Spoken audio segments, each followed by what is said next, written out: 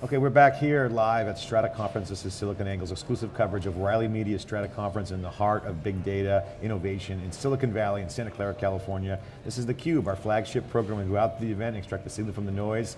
We've been at all past 3 years of SAP Sapphire, and we're going to talk with SAP today. I'm John Furrier. I'm Dave Vellante of Wikibon.org, and this is our in-memory segment. We're talking about the application of in-memory architectures, particularly in big data generally and Hadoop specifically. We're here with Chris Hallenbach, who's a data warehouse architect for SAP. Chris, welcome to theCUBE, but thanks for coming by. Thank you very much. So, good to be here. Yeah, so we've been talking a lot about in-memory. You guys had a keynote this morning. We were at Sapphire, as John said, the last 3 years. 2 years ago was really the big HANA push, as you might recall. I think Bill McDermott maybe even said big data once 2 years ago in his presentation. Last year it was only up to maybe 10 or 15 times. You guys haven't been over the top with big data washing. I'll give you credit for that. At the same time, I think Jim Hagemann Snabe came on the Cube and he was saying, yeah, big data, we're really about fast data. John Furrier coined big fast data as SAP, but so now, however, you guys have really caught the wave. You're hanging on to Superman's cape and jumping right into the big data. So give us an update on HANA. What's happening here? What are you guys doing at the show? Well, I think HANA's doing phenomenally well. We just came off an amazing year with just fantastic revenues. We're ecstatic. But more so, it's been the adoption side and the various use cases.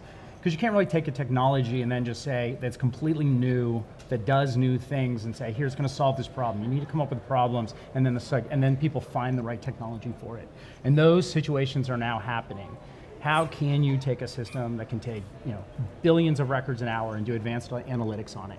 How can you do, and I don't actually even like in-memory because I think it's focusing on the technology. In-memory is the capability along with a lot of other deep work that we've done. Well, you have Hasso to blame for that, by the way. And we do, but to get to, because that's all he talks about, right? It's but cool to get stuff. to real time, how can you actually take a system without doing huge amounts of data preparation? How can I take data in, stream it in real time, and do analytics on it at that second, right then? As well as dealing with data at different formats. I think people focus in on relational, and clearly we can handle table data. But then what's unique about HANA versus building these complicated landscapes that we've gotten through NoSQL and other stuff is that HANA also can take that data that's accessed relationally and make it available multidimensionally with just the metadata layer to do that. We don't make a copy of it. So now I'm getting the same access speeds as a multidimensional database that took hours and hours to roll up. I can also then deal with big tables. I can do dynamic columns on the fly with a big table implementation. So I can have a fixed table and then add columns dynamically on the fly for my marketing problems without having to work with engineering to pre-do that. We're getting into adding spatial analytics to the system. We also have extremely deep text analytics, so I can take unstructured information, I can do language identification, stemming and tokenization libraries on the main 10 languages, so I can do deep sentiment analysis, all in HANA, in real time, on data without data prep. Yeah, so I think that you're making a really good point. We like to talk about the tech, but it's all about the business value and the productivity impact that systems like HANA can have on an organization. I'm struck, I remember, I think it was last year at Sapphire, I think it was the CEO, I don't think it was the CIO, I think it was the CEO of McKesson who was up talking about HANA. So you got, SAP, you guys, you're all about business, so you're touching a lot of different parts of the organization with this. Well, and that's what we do. We go, because now, sure, I'm a web startup and I can deal with a complex landscape with lots of different layers of caching and memcache, and I can run graph database over here, but when you're at a corporation, you want to run this stuff, and you're a McKesson, all of a sudden, I can't have different sysadmins for every different system out there, every database, everything. I want a system that does it, that has all the different functionality I need, but allows my engineers to write in the right language, whether it's a multidimensional dialect, SQL for single updates, or something that allows me to get at other information that's stored as a document, and I want to use JSON. And so HANA enables these developers to be incredibly efficient inside the organization by writing in the right paradigm that they want, but only having one database to manage. So I don't need to have all these different specialists on all these different systems out there and NoSQL variants, many of which are awesome, but many companies don't want all those different pieces. They want one system that solves those problems and then can do that all in real time. But now our previous guest was talking a little bit about the greatness of SAP as an ecosystem player, you guys as an application provider. It's a small SQL database specialist. and he expressed frustration that HANA is basically locking him out.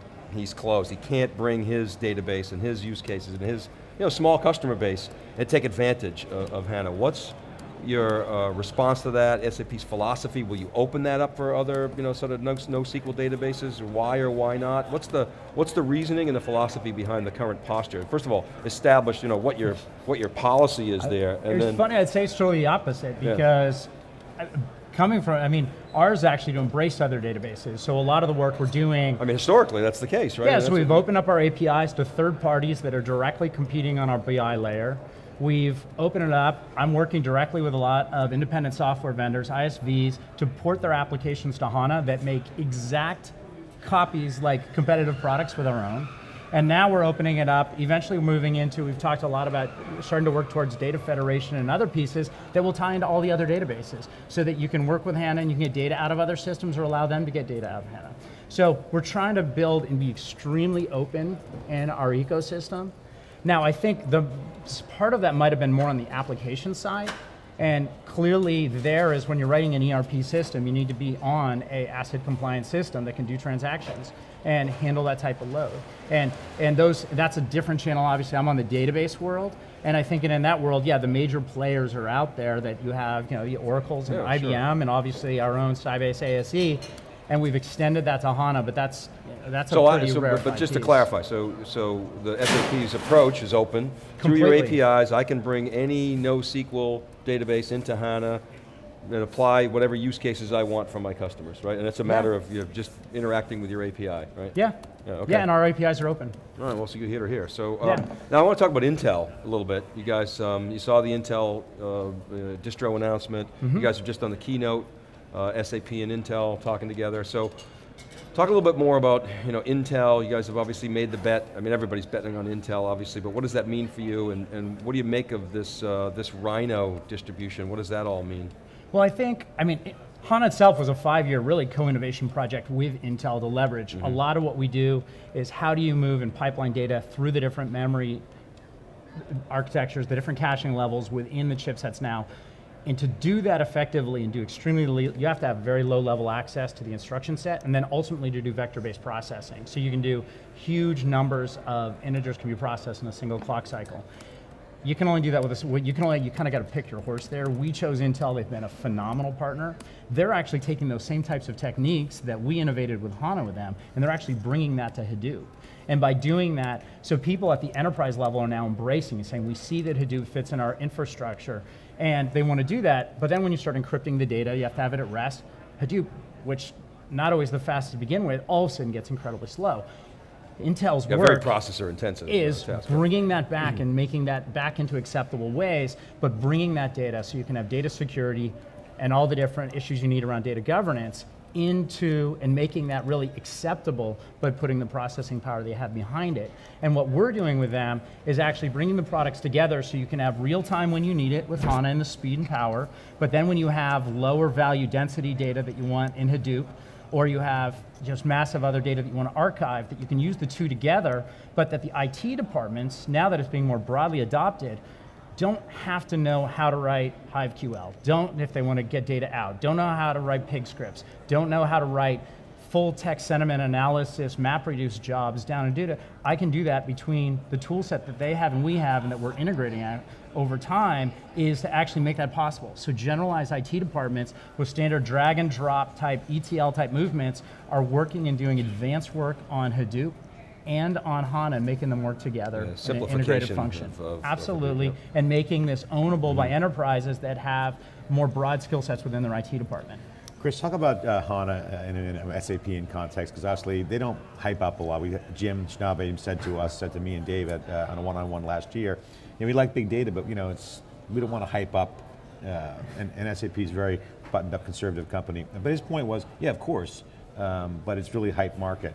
And SAP doesn't usually get a lot of credit as being a big data player, when in reality, you guys are out there. Can you just talk about some of the big data mojo that SAP has? Yeah, it's funny. We present it, and then everyone goes, wait, you're one of the only companies we've ever found that actually has every single piece required to do all this? Why don't you talk about it? And we do seem to have... I think we said that on theCUBE too, at Sapphire. So, but that's the point. You have a lot of all that messaging. So I've been doing as analyst. interviews and working with them, and they all come back with the same thing. And I think that's a function, really. We say, let's not use the big data. We talk about that and say, let's not be perceived of as hype. We want to be given credit for what we've done. So you have HANA at that core, allowing you to do, and we have even up to petabyte instances that people can come look at. Actually, the instance is running here in Santa Clara that people can look at that runs a petabyte of raw data, and you can query it, doing tens of thousands of queries per hour with nothing, a petabyte in less than 3 seconds. A majority of queries, worst query at 3.5 seconds. I asked Billy Bosworth, the CEO of DataStax, and we're short on time. We have like 20 seconds left, so I want to ask you this. For all the noise that's out in the market, and there is a lot of noise, you walk out here and you see a lot of action going on, and it's good action, it's just growth in the marketplace, but there's a lot of noise. So what do you say to people when they say, how should I squint through the noise to look for the signal? What would you advise them? I actually advise them to come talk to us. And I mean that by, you're not going to find that written down because we do not do a good job necessarily at sometimes, but a little self-serving. No, of course it is.